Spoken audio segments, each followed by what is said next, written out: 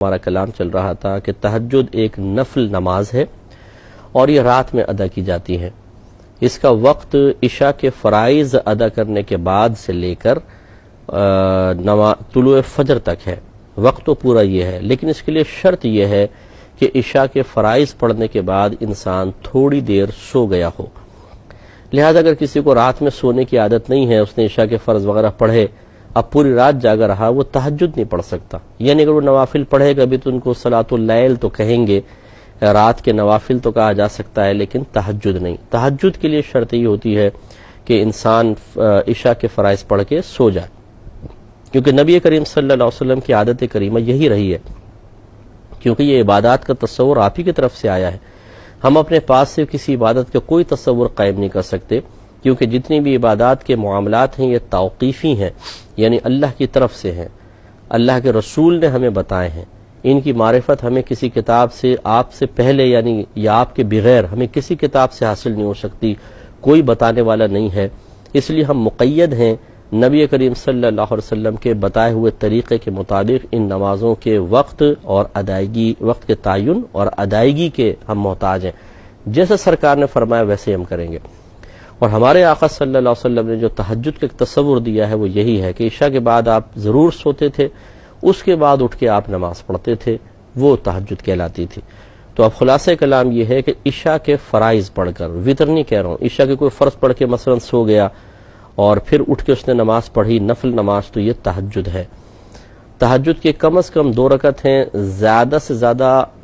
12 رکعات 8 رکعات نبی کریم صلی اللہ علیہ وسلم سے منقول ہے، 8 رکعتیں،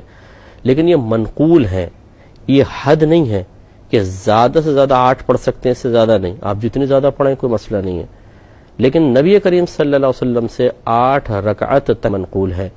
کہ آپ جب تہجد پڑھتے تو اکثر 11 رکعت پڑھتے تھے، 8 تہجد ہوتی تھی اور 3 رکعت وطر پڑھ کر آپ پوری نماز 11 رکعت نماز اکثر پڑھتے تھے، جیسے کہ روایت میں بھی آئے گا۔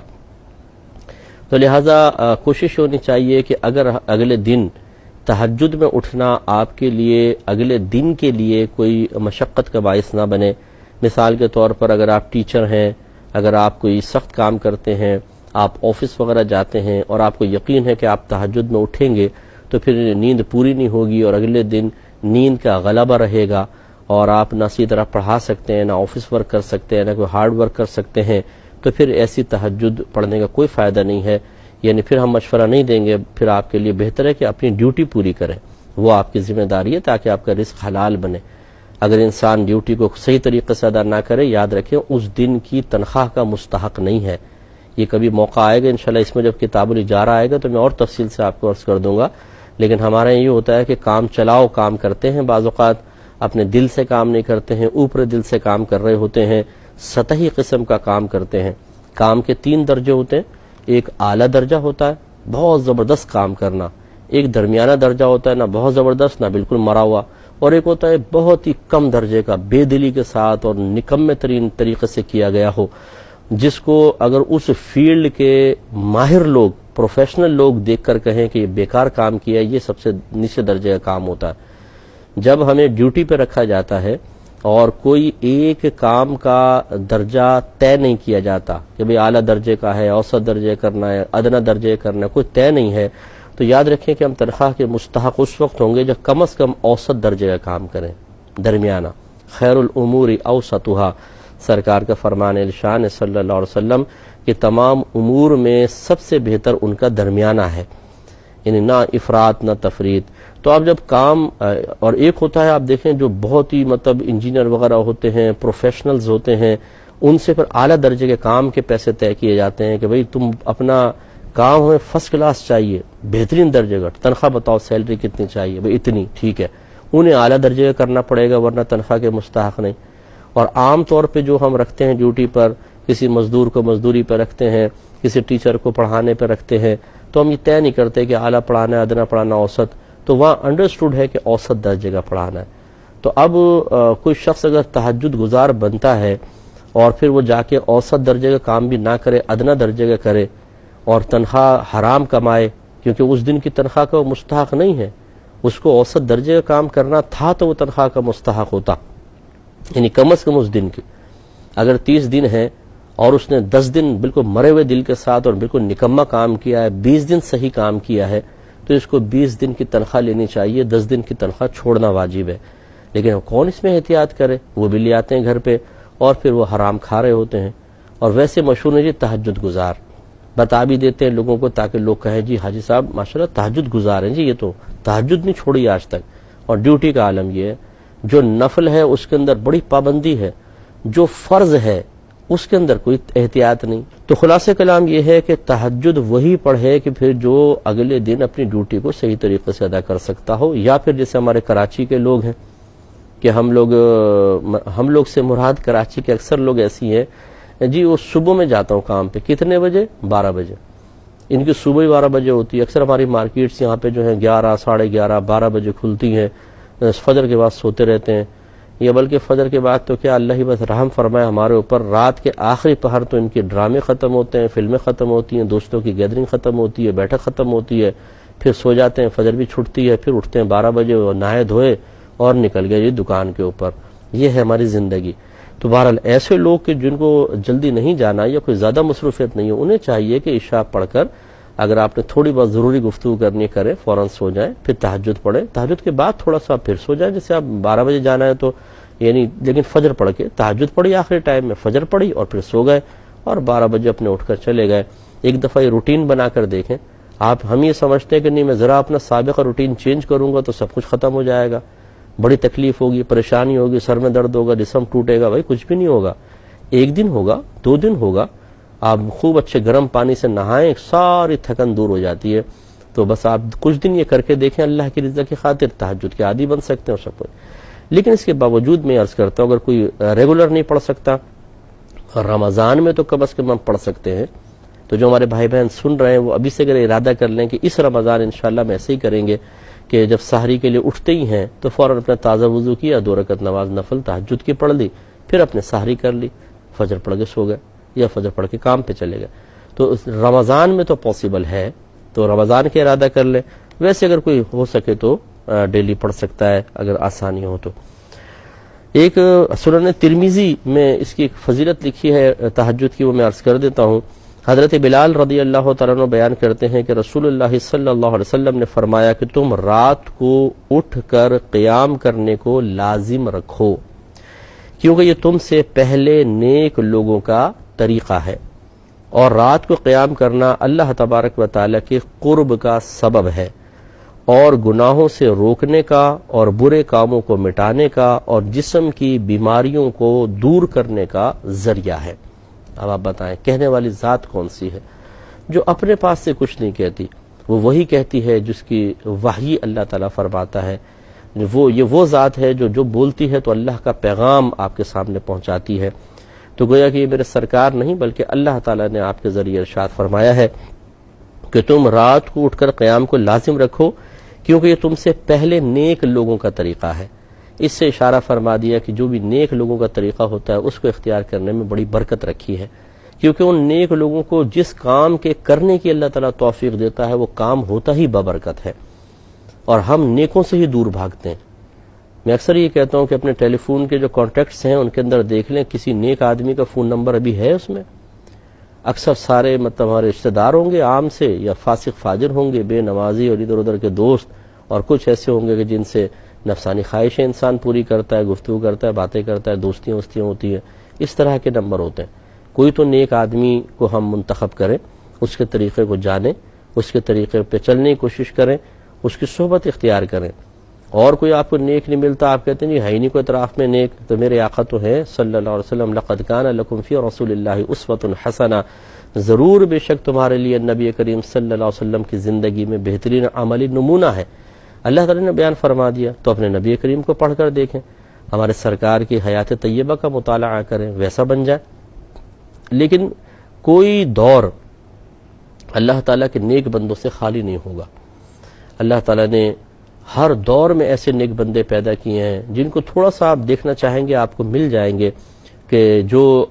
دین پر چلتے ہیں، تقوی اختیار کرتے ہیں، پرہیزگاری اختیار کرتے ہیں، گناہوں سے بچتے ہیں۔ ان کا طریقہ اختیار کر کے دیکھیں وہ کیسے دیکھتے ہیں،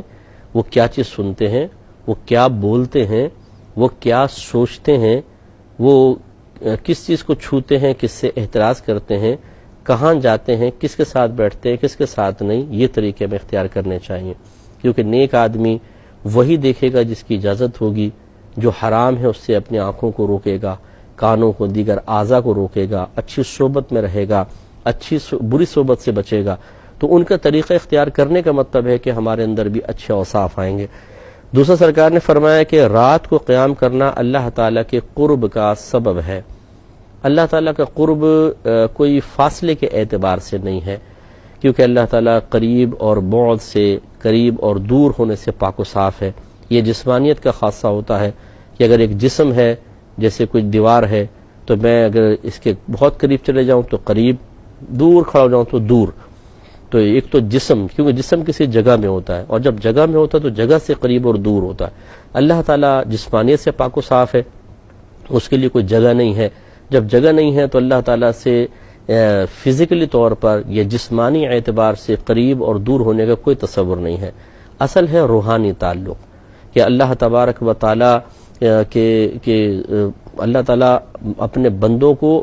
کی روحوں کو اپنے قریب کر لیتا ہے، ان کو روحانی طاقتوں سے نوازتا ہے۔ مثال کے طور پہ جب انسان تہجد پڑھتا ہے اور دیگر گناہوں سے بھی اپنے آپ کو بچاتا ہے، علم دین کی دولت بھی اس کے پاس ہوتی ہے، تو اللہ تعالیٰ اس کو اپنے قریب کر لیتا ہے۔ قریب کرنے کی علامت یہ ہے کہ یعنی اس کا مطلب میں نے آپ کو بتایا، روحانی ترقی اللہ تعالیٰ اس کو دیتا ہے، اس کی توجہ اللہ کی طرف ہو جاتی ہے، اس کی روح کا میلان اللہ کی طرف ہو جاتا ہے، اور اس کی برکت یہ ظاہر ہوتی ہے کہ پھر اس کا ذہن پاکیزہ ہوتا ہے، گناہوں سے بچنا آسان ہو جاتا ہے، نیکیوں کے ارتکاب آسان ہو جاتا ہے۔ عام آدمی کو نماز پڑھنا پہاڑ کے برابر لگے گا، اور یہ کئی رکعتیں پڑھ جائیں اور طویل عبادات کریں، پھول کی طرح محسوس ہوں گی۔ نیک عمل کا ارتکاب آسان ہو جاتا ہے، حقوق العباد ادا کرنا آسان ہو جاتا ہے، دنیا کی محبت دل سے نکل جاتی ہے، آخرت کی یاد دل میں بس جاتی ہے۔ یہ اللہ کے قریب ہونے کی علامت ہے کہ جب اللہ تعالیٰ کسی بندے کو روحانی اعتبار سے اپنے قرب کی دولت سے مالا مال کر دیتا ہے تو اس میں یہ اچھے اچھے اوصاف ظاہر ہوتے ہیں۔ تو یہ تہجد پڑھنا، اور پھر یہ، لیکن میں پہلے بھی کئی بیانات میں اپنی وضاحت کر چکا ہوں کہ خالی تہجد پڑھنا اور باقی کوئی احتیاط نہ کرنا، یہ میرے سرکار نہیں فرما رہے۔ یعنی یہ نہیں ہے کہ ہم رات کو اٹھ کے خالی 2 رکعت نماز پڑھ لیں اور پھر سارا دن ہم حرام کمائیں، گالیاں بکیں، بدنگاہیاں کریں، یہ غلط ہوتا ہے، ایسا نہیں ہونا چاہیے۔ علم دین انسان سیکھے، فرائض پورے کرے، اور دیگر جو بھی ہماری ذمہ داریاں ان کو پورا کرے، اور پھر تہجد ساتھ میں پڑھے، تو یہ نور علی نور ہے اور بڑی روحانی ترقیوں کا باعث ہے۔ تو اس لیے کوشش یہ کرنی چاہیے کہ جو فرائض ادا کر سکتے ہیں کرتے ہیں ماشاءاللہ، علم دین بھی سیکھیں، اور ساتھ ساتھ اس طرح تہجد کی 2 رکعت نماز اگر پڑھیں اٹھ کر، تو اللہ تعالیٰ اسے اپنے قرب اور وصال کی منزلیں طے کرنے کی توفیق عطا فرمائے گا۔ اور پھر فرمایا کہ یہ گناہوں سے روکنے والا ہے۔ اصل چیز ہے شیطان سے دوری اور نفس کی مغلوبیت، اور تہجد کی وجہ سے دونوں چیزیں حاصل ہوتی ہیں۔ وجہ اس کی یہ ہے کہ جب آپ رات میں سو رہے ہیں اور 3 بجے 4 بجے جب نیند خوب سخت آ رہی ہے، گہری نیند ہے، سردیاں ہیں تو گرم گرم بستر ہے، کمبل میں رضائی میں آپ دبکے ہوئے ہیں، اور اس وقت پھر آپ اللہ کی رضا کی خاطر باہر نکلتے ہیں، ٹھنڈ میں آتے ہیں، ٹھنڈے پانی میں ہاتھ ڈالتے ہیں، نیند کو قربان کرتے ہیں، تو نفس کچل جاتا ہے بری طریقے سے، وہ فریادیں کر رہا ہوتا ہے کہ نہ اٹھو، گرمی نہ چھوڑو، لیٹے رہو۔ آپ کہتے ہیں کہ نہیں، میں اللہ کے لیے اٹھ کے جا رہا ہوں۔ یہ بہت بڑی مخالفت ہوتی ہے، اس سے ہو جاتا ہے نفس مغلوب۔ اور پھر جب آپ تہجد پڑھتے ہیں تو اس مشقت نفس، جہاد نفس، اور پھر تہجد کی ادائیگی سے ایک روحانی طاقت پیدا ہوتی ہے، باطن میں ایک نور پیدا ہوتا ہے، تو شیطان جب قریب آتا ہے اس نور سے اس کو آگ سی محسوس ہوتی ہے، وہ جلنا شروع ہو جاتا ہے، بھاگتا ہے پیچھے۔ تو جب ایسا ہوگا کہ نفس مغلوب ہو جائے گا اور شیطان بھاگے گا، تو پھر لازم بات انسان کے لیے گناہ سے بچنا آسان ہو جائے گا۔ یہ ہمارے سرکار فرما رہے ہیں کہ جو تہجد پڑھے گا تو یہ تہجد اس کے گناہوں سے روکنے کا سبب بنے گی اور برے کاموں کو مٹانے کا۔ جو ہم نے سابقہ زندگی میں گناہ کیے ہوتے ہیں، اس طرح کے مشقت والے اعمال ہمارے نامہ اعمال سے ان گناہوں کو ختم کرتے ہیں، تو ہمارے صغیرہ گناہ انشاءاللہ تہجد پڑھنے کی برکت سے ختم ہوں گے۔